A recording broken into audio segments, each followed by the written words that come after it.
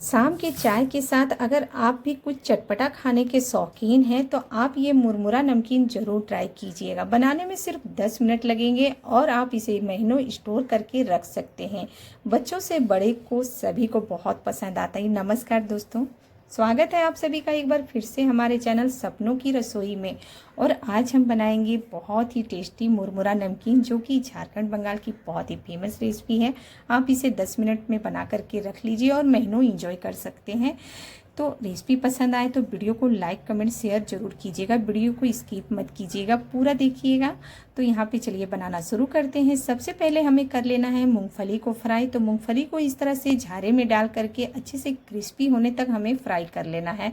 बहुत ही जल्दी ये अच्छे से फ्राई हो जाती है। और इस तरह से जब क्रिस्पी हो जाए हमारा मूंगफली तो इसे निकाल लेंगे बर्तन में।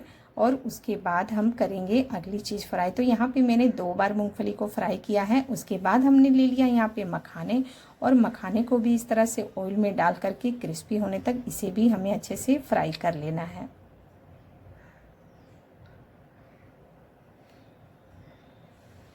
तो देख सकते हैं मखाने भी बहुत अच्छे से क्रिस्पी फ्राई हो चुके हैं। अगली चीज़ हमने यहाँ पे लिया है पोहा। तो पोहे को भी हमें इस तरह से ऑयल में डाल करके फ्राई कर लेना है। बिल्कुल पोहा हमारा फूल जाता है ऑयल में जाते ही, तो बहुत अच्छे से ये फ्राई हो जाता है। हमारे यहाँ इसे चूड़ा बोला जाता है, आप लोग क्या बोलते हैं कमेंट में ज़रूर बताइएगा।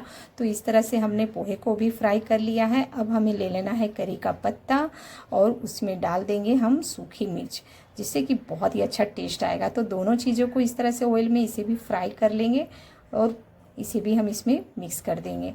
तो यहाँ पे सारी चीज़ें फ्राई हो गई। अब बारी आती है मुरमुरे की। तो हमने कढ़ाई में थोड़ा सा तेल बचा हुआ था तो उसी में हम डाल दिए हैं थोड़ा सा हल्दी, आधा चम्मच के करीब, और उसमें डाल देंगे मुरमुरे को। तो जितना भी मुरमुरे का आपको नमकीन बनाना हो, जितनी क्वांटिटी में बनाना हो तो उतना डाल करके हम इसे अच्छे से भून लेंगे। बिल्कुल क्रिस्पी होने तक हमें भूनना है। 4 से 5 मिनट लगेंगे और बहुत ही अच्छे से ये क्रिस्पी हो जाते हैं। इस तरह से हाथों से जब आप उसे क्रश कीजिएगा, तोड़िएगा ना, तो बहुत अच्छे से ये देखिए बहुत अच्छे से क्रिस्पी हो गए हैं। इस तरह से जब भून जाए तो इसे भी हम मिक्स कर देंगे।